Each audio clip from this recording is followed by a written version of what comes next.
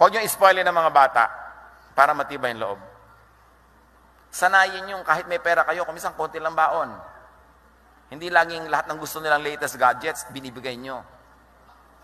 Dahil maraming kabigo ang naghihintay sa kanila, kailangan nyo silang pag-practicein. You will not always be there to protect them. Ang ipamana nyo sa kanila, matibay na loob. Hindi maigagapi ng anumang bagay. Ecclesiastes 3:1. Ang lahat sa mundong ito ay may kanya-kanyang panahon. May kanya-kanyang oras. So oras ng kabiguan, di mabigo. Oras ng masaya, magsaya. Just survive the day, the hour, the minute.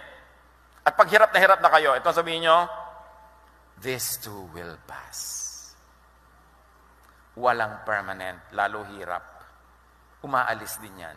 Just survive the day so that when God distributes new blessings tomorrow,